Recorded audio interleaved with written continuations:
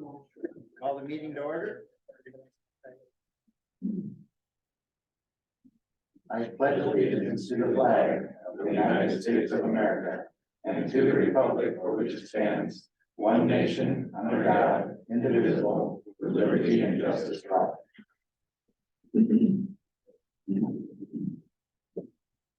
When you roll call? Yep, Commissioner Shaw. Here. Commissioner Wire. Here. Commissioner Digital. Here. Mayor Lindsay. Here. You have before you the agenda for this evening. Motion to adopt the agenda as presented. Second. We have a motion and a second. All those in favor, signify by saying aye. Aye. Those opposed, same sign. Motion carries. Seeing no appearances or acknowledgements, is there anything anyone wants to remove from the consent calendar? Do we have a motion? Motion to approve the consent calendar. Second. We have a motion and a second. All those in favor, signify by saying aye. Aye. Those opposed, same sign. Motion carries. Seeing no unfinished business, under new business number 1, approve the DSU athletic facility usage agreement. Jameson, you want to address that? Thank you, Mr. Mayor. Last year, as the commission remembers, we had several discussions and at different commission meetings regarding requests from the DSU and DSU Foundation to make a contribution to their athletic facility construction.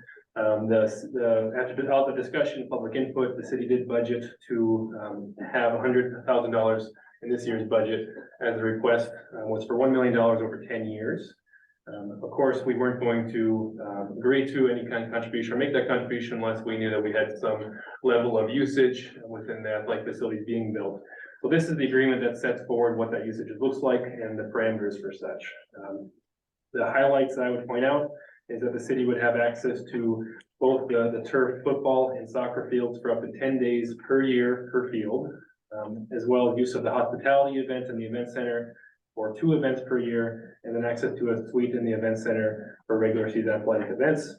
So we could utilize this agreement for, if you want to think about championship recreation events, we wouldn't use it for every recreation week or every program, but I think it'd be pretty neat for the kids in the community if they're making to a championship game, be able to play on a big turf field at the university stadium. So those are some of the types of things that we're thinking about. In addition, employee appreciation events, community events, really we have access to the facility and we can use or market that usage however we deem appropriate. So this is a facility use agreement for your consideration. And I know we've got some friends from DSU here who I'm sure will be happy to answer any questions as well. Questions or comments from the commission? I just appreciate the collaboration between the city and the DSU on this, and I think it's, obviously I've been able to watch the facility grow, about every day when I drive by there, and it's coming fast. It's amazing, and I know there's a long way to go, but it's a great addition for the community, and I'm glad that we could help be a part of that. Yeah, I agree. There's nothing but positive. Anyone from DSU or the community that would like to speak? I think the only thing I would point out, Jameson, is. Yeah, gotcha, forgot. For the benefit of those who are online and that, if you would state your name and then make your comment. You got it. Appreciate it. John Schummel, I'm the president and CEO of the foundation at DSU. I think the agreement also outlines too, as we continue to grow and add fields, in particular baseball and softball, that would get included into this agreement as well. And so, as you can imagine, this is not the best construction climate in the world. I think one point of pride that we've been able to do is we've been able to keep, the integrity of what we were trying to accomplish in phase 1 intact. Naturally, it's more expensive than we anticipated, but there isn't much that isn't at this point. But I think there's just one thing I wanted to point out there too, that isn't necessarily under construction right now. We hope to, continue to fundraise and do things there. That would be the additional piece that would be included as well in that agreement. So. Could you speak towards the timeline on that phase 1 project, specifically some of those fields that will be available? Yep. So we, if you haven't been over there, the turf is down on the soccer field now, which is really exciting. We've already gotten a few questions. The turf over there is lined for football as well. And so Madison High School and DSU will be playing football on the soccer stadium this fall. And then we will continue construction and really we've started that. If you go over there, we've taken the old bleachers and those are the new bleachers on the track and soccer complex that'll remain there. And they've started to kind of do the dirt work and everything on the football stadium and the event center in that area. With the goal and the anticipation is that all of it will be open by fall of 24. And the turf and track, I mean, Stacy, you can correct me if I'm wrong, but certainly it'll be ready by the fall. But you know, as far as using the track and the turf, hopefully it'll be, you know, summer, that type of stuff. We had already, I think the decision was made between the university and even the Madison Central School District to make sure that the track material was a higher quality material, which was more expensive, and would take longer to kind of settle, and we had to wait. Just because we had to have certain kinds of weather that we certainly didn't get. So that meant it wasn't going to be ready for this spring as anticipated, but as hoped, I should say. But it should be good to go this summer, fall at the latest. So Very I don't good. think, there's no reason to think fall of 24 at this point is, no, yes, we have enough of a buffer. But let's, you know, if we could avoid a winter like this one, that wouldn't hurt. Yeah. Yeah. Yeah. All right, thank you. Anyone else? Yeah, well, thank you. Thank you. All right, so approve the DSU athletic facility usage agreement. So moved. Second. We have a motion and a second. All those in favor, signify by saying aye. Aye. Those opposed, same sign. Motion carries. Adopt resolution number 2023-13. Provide for the creation of tax increment district number 5. And again, Jameson, do we want to address that? Sure, thank you, Mr. Mayor. So this tax increment district number 5 comes to us. It has received recommendation for approval through our planning commission. We're keeping our eyes on the same side of town as their last item, just north of DSU's athletic facility is where Trojanville is proposed. It is land that is about half mile wide going from Washington Avenue to Division Avenue, or just north of Division Avenue. And so the tax increment financing would go towards all the infrastructure for that development, streets, curb, gutter, water, sewer, electric. The project costs proposed are the total TIF project costs are 5.9 million. The infrastructure construction costs are 2.6 million, with an additional $500,000 allowance for future road development to connect to Washington and Division. And the proposed construction of single multifamily structures outside the TIF, but is part of the project that is the TIF's making possible, is about 25 million for those structures, for the residential structures. There's also a commercial lot that'd be part of this project available on Washington Avenue.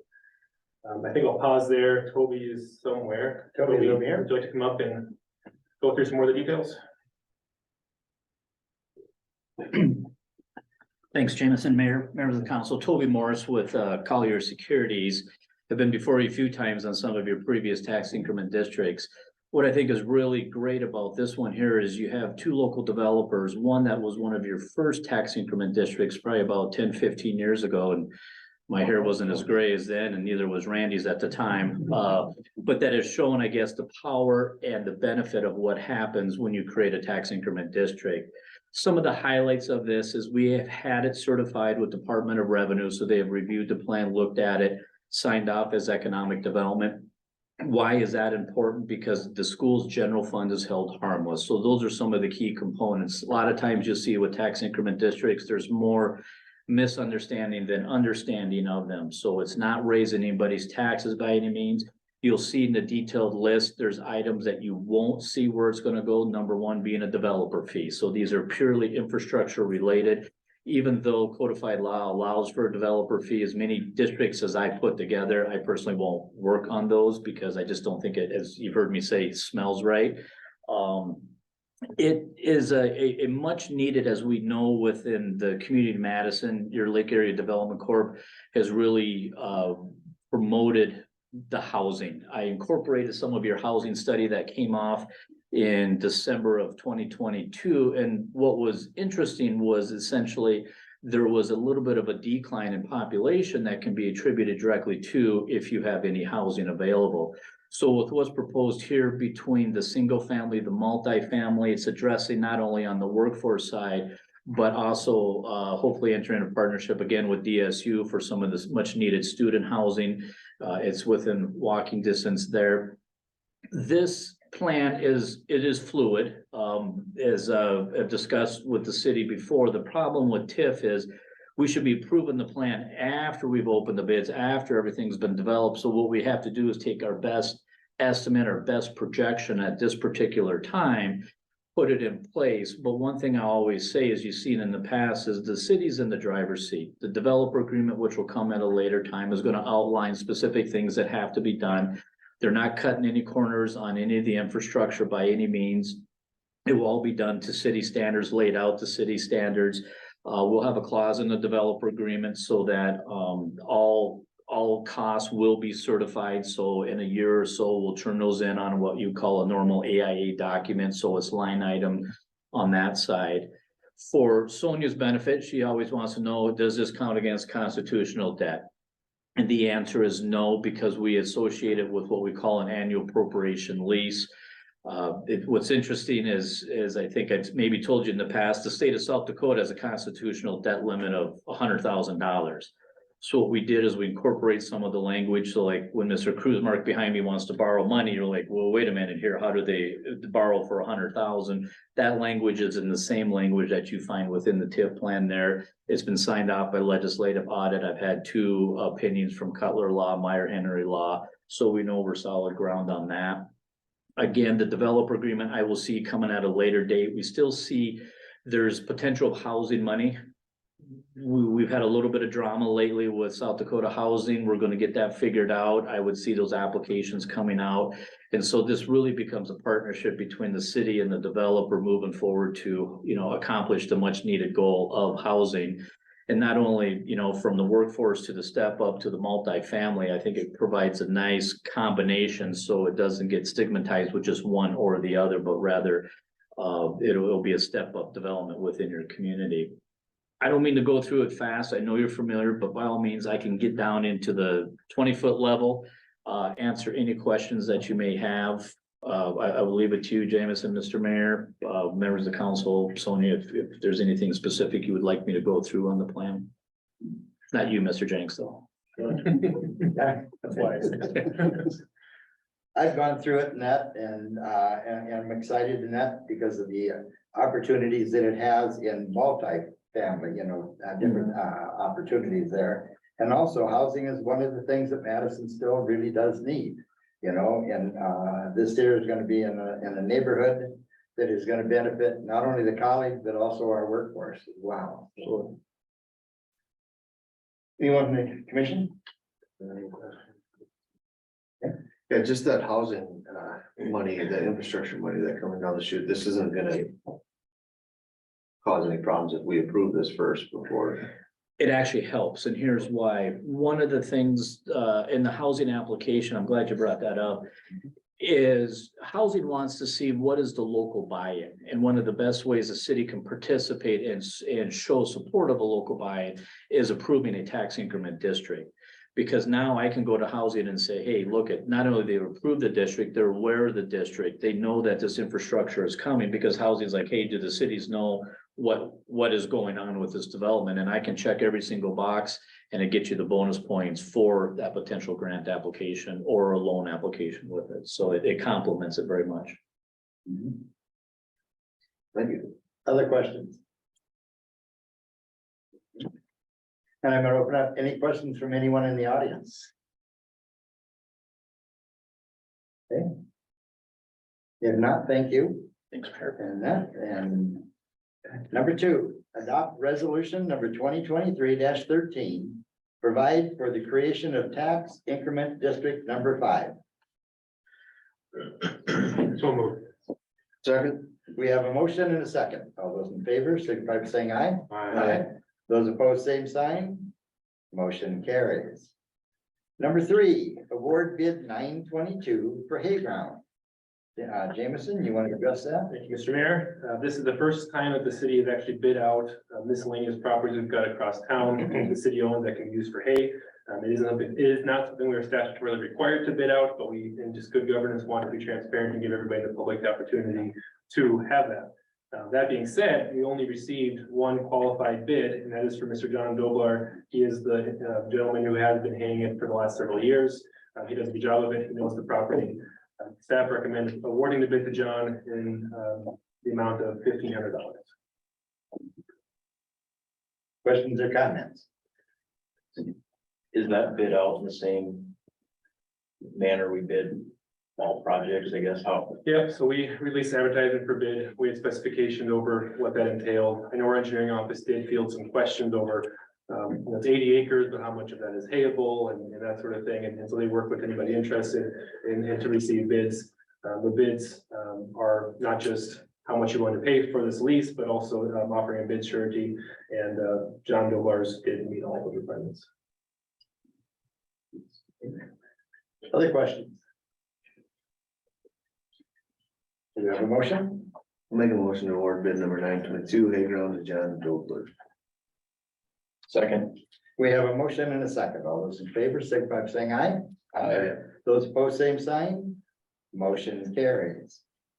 Number 4, award 2023 asphalt surface treatment project to ASDECH Corporation for $229,337 and 60 cents. And again, Jameson, do you want to address this one? Mayor and Commission, as you remember, this year we decided to experiment with advertising for a fog seal on our streets rather than our typical chip seal process. And that is done with our regular chip seal with another layer of oil over the top. Staff feel and this will help to keep rock in place. It improves the aesthetics and ultimately the road improvement lasts longer. So we feel it's a higher quality road improvement. Staff identified that there is a multi-community project available that allows us to bid this fog seal in conjunction with several other communities and receive better pricing due to that scale. And we're very happy with the bids that came in.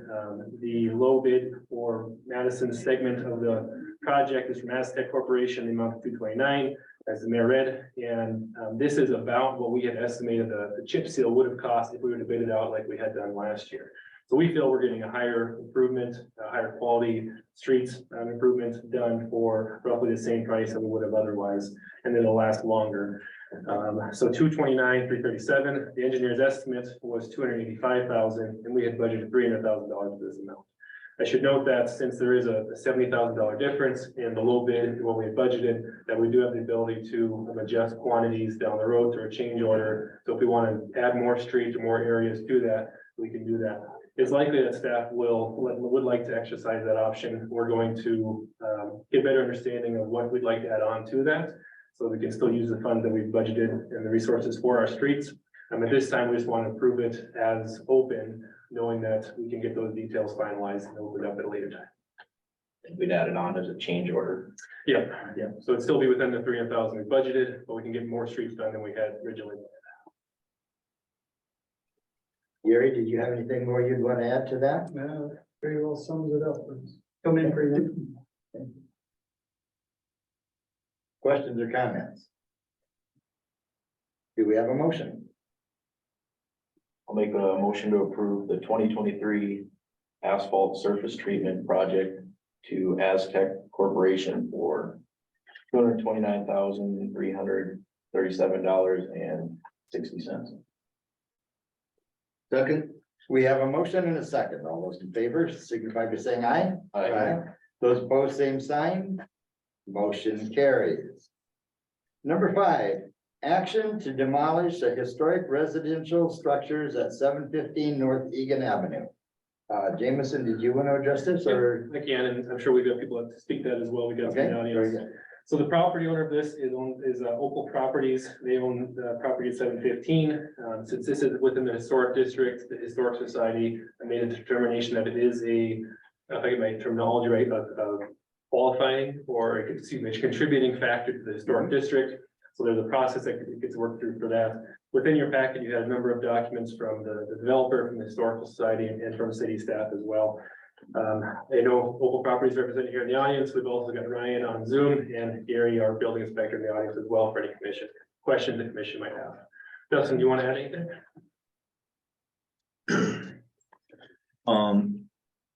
My name is Dustin Hendrickson and I'm president of Brookings Built Green. I'm one of the owners of this property. Yes, we wanted to look at removing the property because it's not really a feasible or sustainable property anymore. It has so many issues. And the rents that are collected are so low that we can barely even pay for the utilities as is. It's kind of operates in the red on most months. So we feel like it has met its lifetime, like it's pretty much used up. It's not a very desirable structure either. It's pretty hard to get rented as well. And we've had really good feedback on the buildings that we have built to the south. But we're not going to renew any more leases on that structure next year because it just doesn't make sense anymore. So, and we did look into all the aspects. There's a long process to go through. We did put it on the market last year during the really good real estate market and we didn't get any reasonable offers on it, so. Okay, and the letter from the State Historical Society and that recommends that it not be removed. And we've had Gary Zay and that from the city and that has gone through the property. Gary, would you like to come up and give us some comments, Dave? I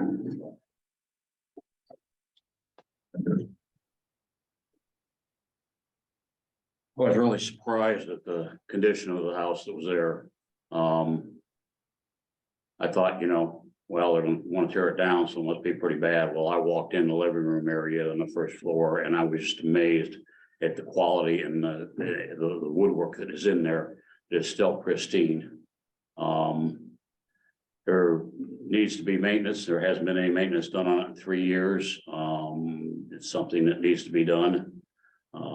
There are no roof leaks that I saw. There are some leaks on the first floor ceiling, apparently from either kitchen sinks or bathtubs or something like that. It has been cut up quite a bit for quite a few separate rooms for students. And that could be easily redone. I think it is probably the only quote Spanish style house we've got in Madison. So I'm just, to my knowledge, or at least what I've seen of it and what I know for all my years of being an architect, I think this house can be saved with a whole lot less money than I think. Plus, there is also historic money available. The big problem is you got to spend money to get it. The other thing too is the garage in the back is not worth saving. That could come down. There's plenty of space back behind it for parking. If you do decide to go ahead and demolish it, which I don't recommend, I suggest that the new building be put no further forward than what its existing building is. And I would suggest also that we have much more review about what the houses look like, because the 2 units they have there has no historic value whatsoever and is an eyesore in the neighborhood. Okay. Questions or comments from the commission? I hear, is Ryan, are you on? Yeah. Do you have anything to add? Yeah, I am. Can you hear me all right? Yes. Okay. Maybe I'll just touch on the State Historic Society's letter, their determination letter. As you can see, based on that letter, the information provided, SHPO has determined that the proposed project would encroach upon, damage, or destroy historic property. In response to receiving that letter, I did make a couple phone calls out to SHPO to talk to the folks out there, and maybe I'll just elaborate a little bit further on how they came to their determination. So the description of the property that was filed by the applicant references some deterioration, but it doesn't provide any clear evidence that this building is deteriorated beyond repair. So SHPO had asked if the structural viability of the house had been evaluated. It looks, according to the third-party examination, that there's some foundation repair that needs to be done, but all in, for the most part, I think that the structure is fine. They looked at the preservation plan and feasible alternatives. And they admitted, and they said, well, the city needs to be ultimately responsible for determining whether these alternates have been considered. But based on the current information that was provided, it did not appear to them that feasible and prudent alternatives had been fully explored. Part of this reasoning, and this city staff, I think, agree that this house could be feasibly rehabbed and used for either a multifamily or a single family use. That option we feel should be explored. Likewise, SHPO felt that the current developers, if they're looking to maintain that property, could explore alternative of selling the property, developing on a site that wouldn't negatively impact the historic properties. They were pretty careful to point out that feasible and prudent alternatives cannot be solely based on an applicant's desire to redevelop a property. So when they consider economic feasibility, the applicant's not really entitled to the highest and most profitable use of the property, but instead consideration only applies to concerns of undue hardship. They didn't feel like any undue hardship existed on this. Again, SHPO felt that if this historic structure wouldn't meet their needs, they should seek to develop in a site that does, was basically it. They were also concerned that the information submitted didn't provide realistic figures for the cost of rehabbing the house. I think some of those costs in the beginning were the $500,000 range, and they just didn't think that that was a representative estimate. They felt it should be based on a reasonable scope of work. And then they also cited concern regarding the property's location in a floodplain. So where there's a historic structure, there's some leeway when a structure is listed as contributing. FEMA has a bulletin on this, and there's a lot more options. Gary touched that there's funding available. There's also some leeway as far as FEMA has for those properties in order to, maintain historic value. So in the end, regarding South Dakota codified law, the city decides if we want to let the applicant proceed further with the project, but we need to provide written determination that all alternatives have been considered. And I did ask SHPO to advise me on what typically is submitted for those cases. And they had requested a letter from the city stating that we've looked at the project and that we feel like demolition is needed. That was why building officials, they went to the property. If we do indeed issue the demolition permit, we have to give SHPO 10 days notice. But they've indicated on their end that this process is really final from their end. There would be no extra action needed on their end, just notification that we intend to demolish. Thank you, Ryan. Ryan, with that third-party cost analysis, is that something that the city seeks out, SHPO, the property owner, who initiates that? That was sought out.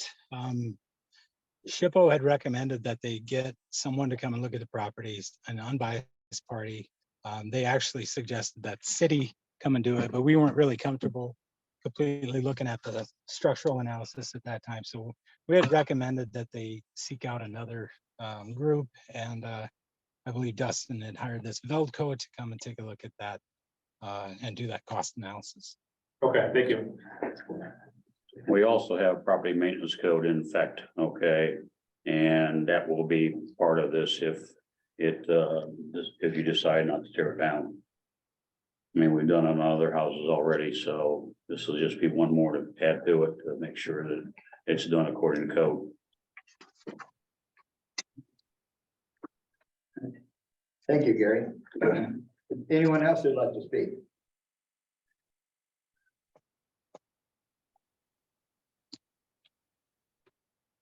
My name is John Draper. I live in the property to the south, 621 North Egan, and we went through this 4 years ago. with the two structures that were built there next to our house, pretty damn close if everybody knows where it is, but there was a lot of talk about what the structure was gonna be designed and built and how far the setback is. And they didn't follow any of the setback that the Historical Society told them to do. I can't even look out my porch and see the street because it's 15 feet in front of my house, farther back. And if you walk between my house, there's about 11 feet between that structure. I know that's code now, but we were told that Mr. Hendrickson was gonna come speak to the landowners or the houses in that area, which he never did, about what was going on.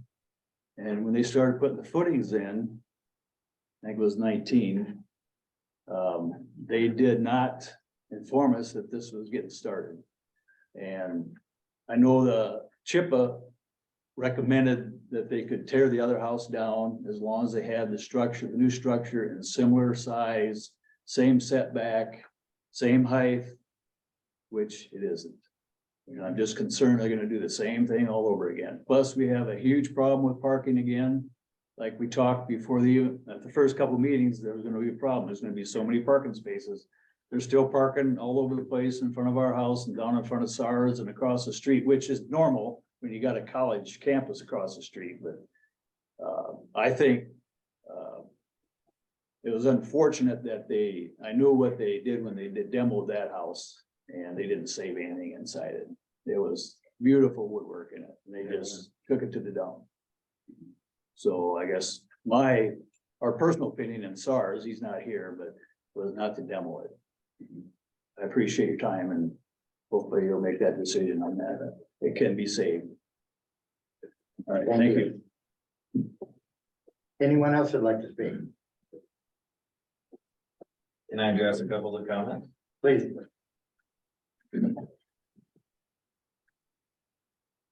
I'm Dustin Hendrickson again. There's a couple of things said. The bid that we got for the exterior work was 300,000 and I have a copy of that was included, so 500,000 might have been the bid that I created for my company to do all the interior work as well, but it was about 300,000 for the exterior work. When we did build those last two buildings, we did have to go through a process with SHPO. So SHPO, us and the city were actually involved and there was quite a bit of back and forth. So SHPO did oversee that project. And then we did also try to sell the thing. It was on the market for about 6 months. So that was in 2022. So we have the records, Signature Realty had it for sale. So we did try selling it back to the public to see if anybody wanted it. And then we also the other two houses that were there, we let anyone that wanted to go through and get to some stuff. Most people just took the appliances and that was about it.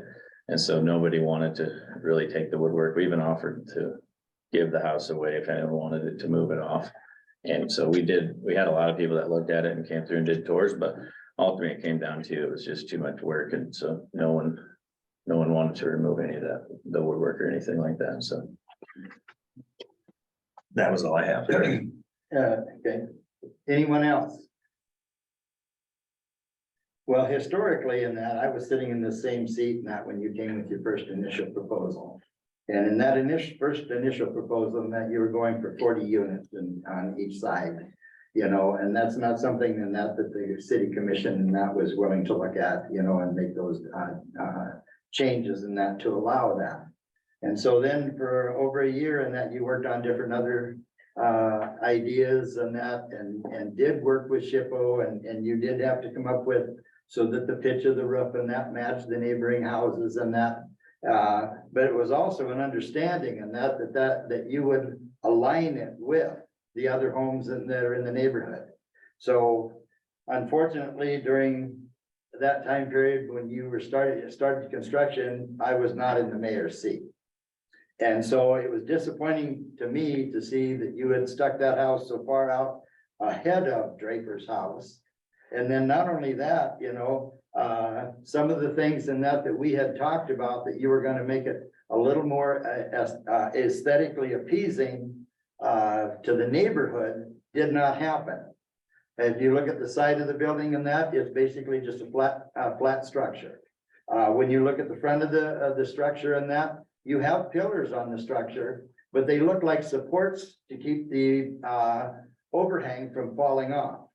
And I have had people ask me, is it safe to walk underneath that? So some of the things in that we had talked about before you started building this project, you did not incorporate. And so from my standpoint in that, I'm very disappointed in it. And also from the other standpoint, having known the party house, which you bought from Mr. Gobronson, and that it's easy to let a structure go to the point where it looks like from the physical outside that it needs to be destroyed. And that is a lack of maintenance and lack of pride in the property.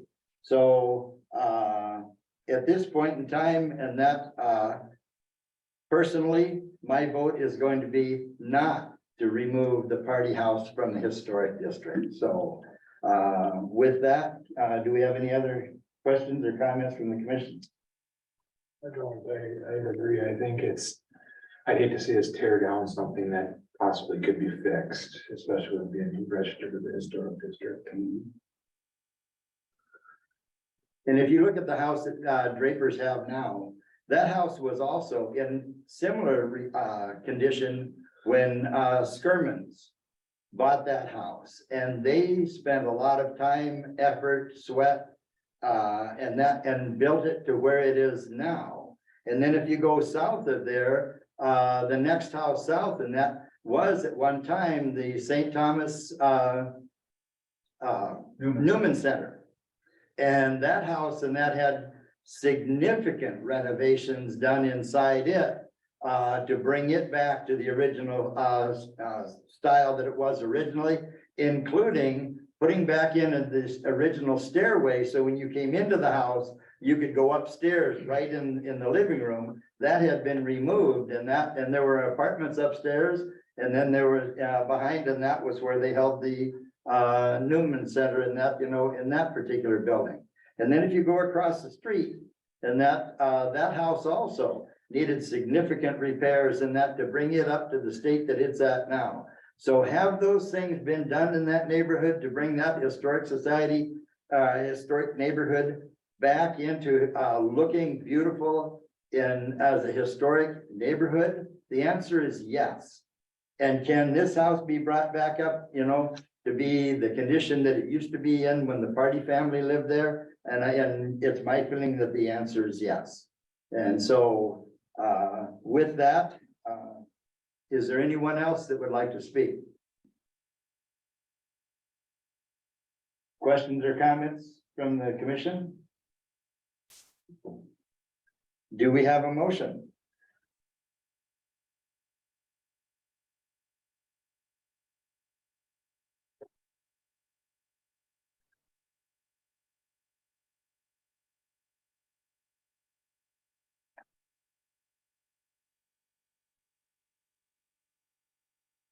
Now, being mayor, I cannot make motions. So the motion will have to come from a commissioner, and so will a second from the commissioner. And correct me if I'm wrong, David, and that if there are no motions, it dies for lack of. That's correct. Okay.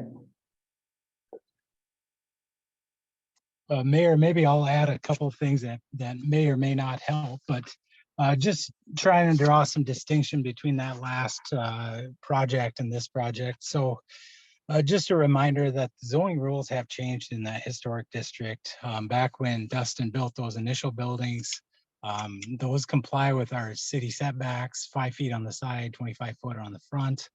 That fully complied with our setbacks, and SHPO didn't really have any comments on setbacks. They were just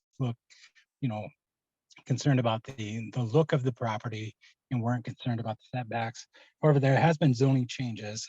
So if Mr. Hendrickson is proposing to put a twin home, a 2-family dwelling, or a congregate living dwelling in that Madison Historic District, the setbacks, the minimum lot area, minimum lot width, maximum lot coverage, that is all determined now by a conditional use process. So that would be up to the Board of Adjustment to determine those. So if there's some interest in, demolishing the property, it's staff recommendation, building officials, they and I, we don't want to see the property demolished.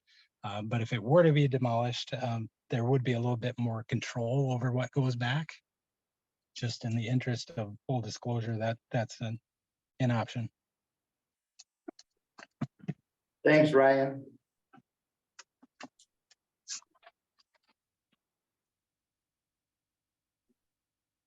Do we have a motion from the commission?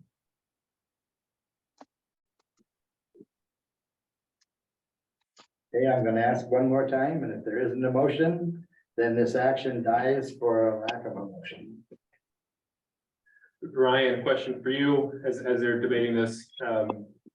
We obviously don't bring every demolition to the city commission. This is unique because there's disagreement between the property owner and SHPO and an historic district.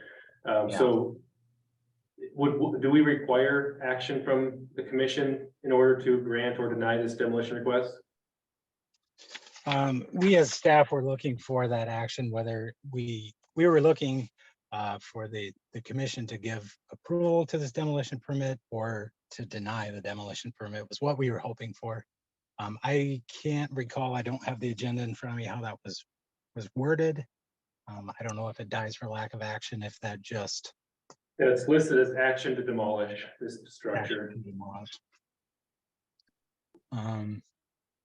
I guess I don't know this, maybe someone else could chime in, but I would think if it dies for lack of motion, that would be disapproval of the demolition.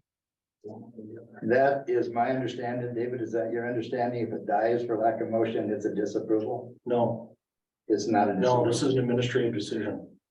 And the engineering department has the ability to approve these administratively. They've chosen not to do that, which they can do here. So they brought this for basically a quasi judicial determination. And I would suggest that this commission make a motion either way. I'll make a motion to deny the permit to demolish the building. It's I'll at second. 15 North Egan. Okay, we have a motion and a second. All those in favor, signify by saying aye. Aye.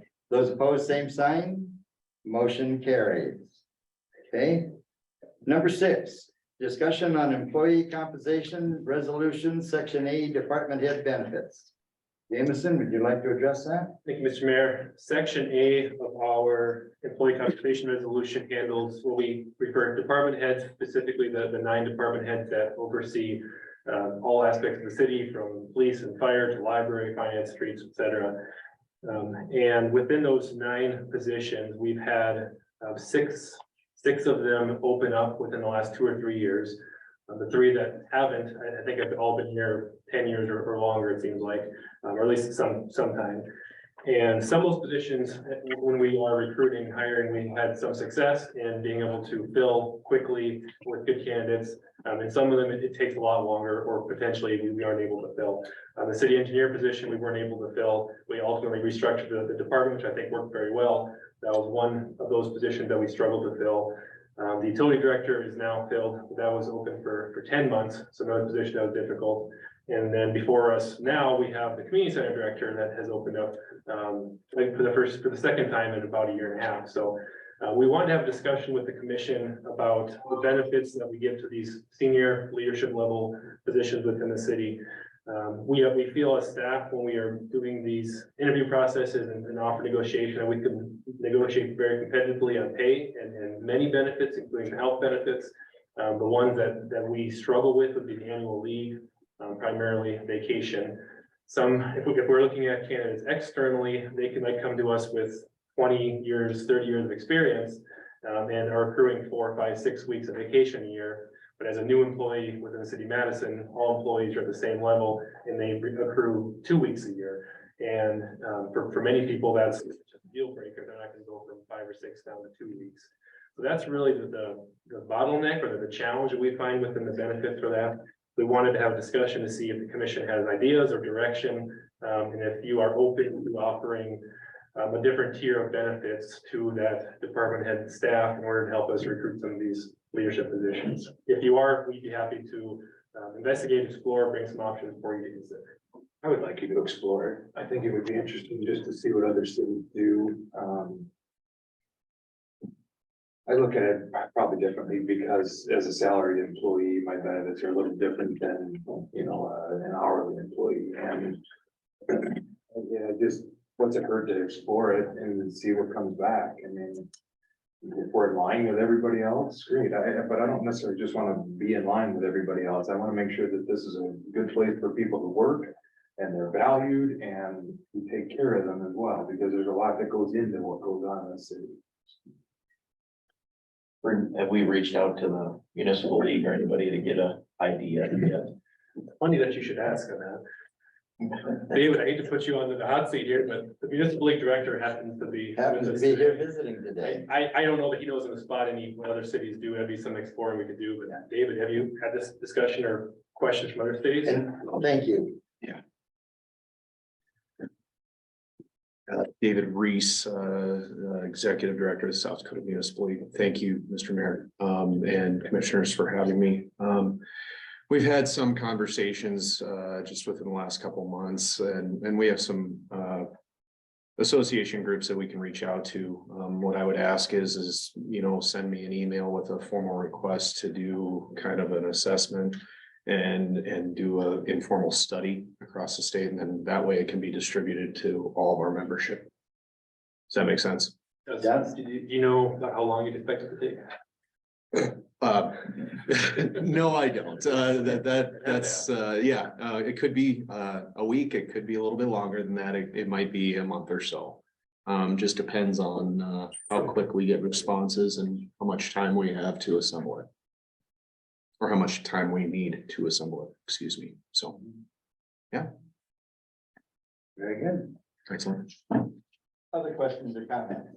Yeah, I agree. I think we should explore it. I think, you know, for us to, compete for the top level candidates, we need to have top level benefits, not only in salary and in every aspect. So I look forward to further discussion. Would you like to send a motion? It's not necessary. No, yeah, I think it's a good discussion and direction that you're open to for seeing whatever ideas we may be able to bring. All right. Do we have any public comment?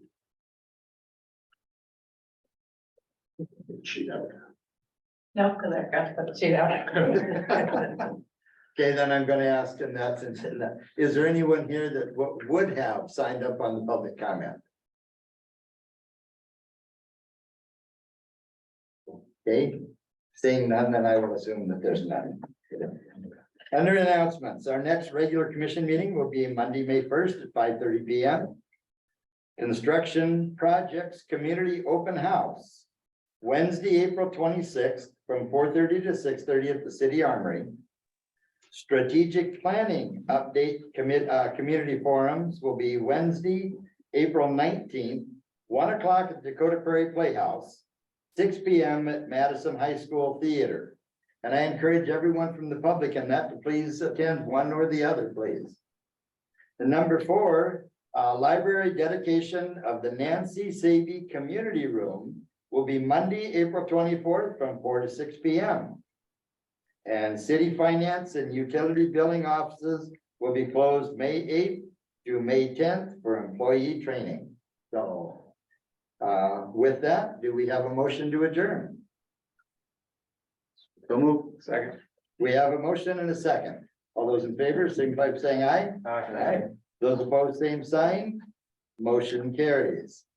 Thank you, everyone.